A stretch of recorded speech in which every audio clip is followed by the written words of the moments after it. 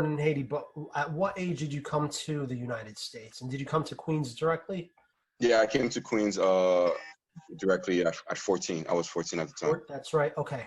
And what was that like for you? Um, it was interesting. I remember when flying in, I only knew I had just started learning English in my school in Haiti.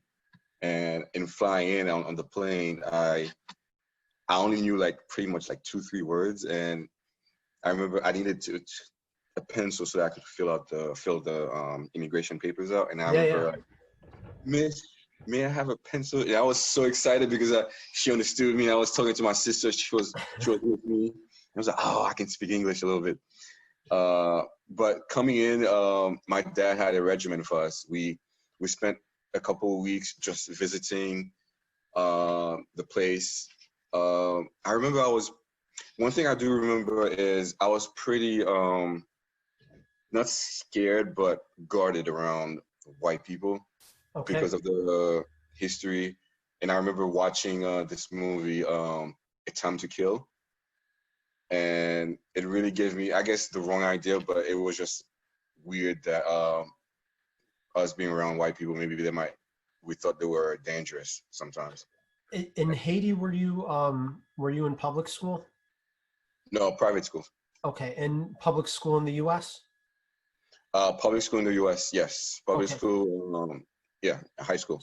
So I'm wondering, I mean, even though you went to private school, I'm assuming that there's a core curriculum that they teach to all Haitian kids, whether public or private school, about the history of the people and stuff. What did they teach Haitian kids, at least at the time that you were growing up, about your history, about your people and everything? And then also and then in general, the people in the Americas as well.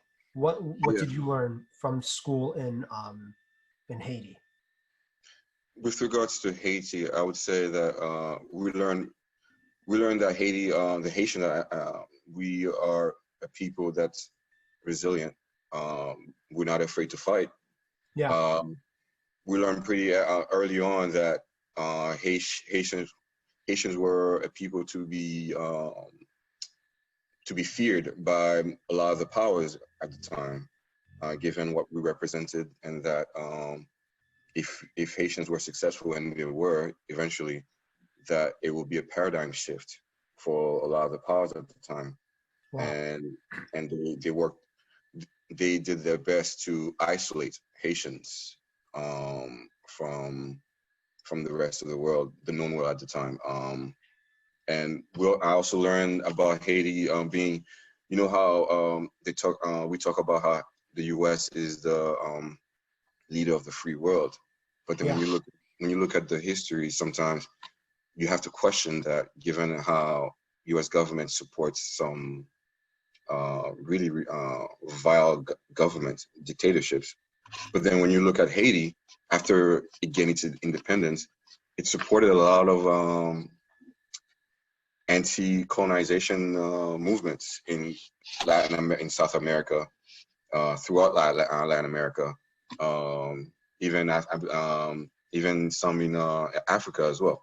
So we weren't just content with us being independent. We wanted other people to be independent from colonization and slavery. Really quick, there was a light that was on your face. It was showing you a little more clearly. I don't know if you need to Oh, that was adjust. my screen. Sorry. Okay, if you need to adjust, that's fine. If not, it's fine anyways. But what's very interesting about that, Henry, is that I assumed that there would be some kind of, I guess, level of indoctrination in Haitian society as there is in African American society in the United States. I don't want to say, I think indoctrination might be too strong of a word, but here in the United States, uh, in terms of Black history, they have this kind of, it's a kind of teaching, or I guess the lesson is that we were brought here Yeah. against our will. And that's the big takeaway. And so the struggle continues, as in we have to continue fighting the struggle to be on par with everyone else in this society. But I'm surprised, and I guess it has to do with the history of Haiti, which I'm not too familiar of. I don't want to pretend like I'm an expert, but I do know Haitian society was formulated upon a slave rebellion. Am I correct in saying that? That's Okay, right. so what I'm surprised about hearing from you right now is that really is the takeaway in Haitian schools. They teach you that pride to have in. I guess that's the pride that they teach you for your own heritage. Am I correct in summarizing that? Right. I mean, at the time when you're a kid, you learn the basic history I just told you, the dates and the different heroes. But then eventually, as you're ruminating on those different facts, then you understand that, as you say, they were not just telling us, okay, this is how we got to Haiti, but the essence of what Haitians have fought for. We're not just victims; we're victors. I mean, Wow. we were, uh, and still the only successful slave rebellion, Wow. in all Yeah. of history, and got a lot of people trembling, from the United States to France and Spain and even England. And so when you understand that, there is a different pride that you get. But not only the pride of knowing that you gained that independence, but other important heroes to other people, like in Colombia, what's the name of this guy? Colombia. Bolivar, like Bolivar, Okay. Yeah. Yeah. Simon Bolivar. Like when he needed help against Spain, he went to Haiti to get supplies, and the Haitians were more than happy to help him, give him supplies so that he can continue his fight against the Spaniards, for independence, for Colombia, Venezuela, who else? Even I believe Panama as well, part of Panama. So yeah. I'm sure even very controversial figures to the American psyche, um, like Fidel Castro and Che Guevara, Mhm. are seen in a completely different light Totally in different. Haiti. Okay. It's Yeah. interesting. I was having this conversation. I'm part of this group that discusses U.S. foreign policy as well. It's a meetup group, Yeah. and we were discussing in light of the whole BLM movement going on right now, and the protests, and we were discussing the 60s, how it the period right now is reflecting the 60s, the unrest during the 60s, and each of us during the call we talked about different things during the 60s that what we thought the 60s represented, and I brought up Cuba. Cuba is very important, especially Castro. Um, Castro has been a friend to Haitians. You know, I understand that some people, and especially those who had possessions in Cuba, in cahoots with America, they see him in a different light.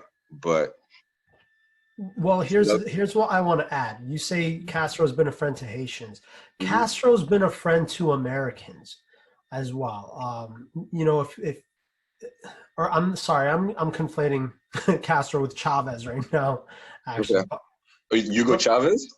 Chavez, yeah, let's look Okay. back at Hugo Chavez and what he was doing when he nationalized oil back in the day, and then he was selling oil much more cheaply to Americans, to poor Americans, especially here in the Northeast. So, and I mean, I kind of conflated Castro with Chavez, but Well, you can even say Castro Castro, too. I mean, remember during when well, the Katrina. Castro legacy that continues even now, sending doctors around the globe in light of coronavirus. He even So, offered to send doctors to New Orleans during Katrina. They yeah, refused him. They refused him. yeah. So, I mean, they have been friends to Americans, but which Americans? are upset by it. But And so we'll get back into another clip of Johnny's jabs. If you liked what you just saw, please be sure to share this with your family and friends and comment below.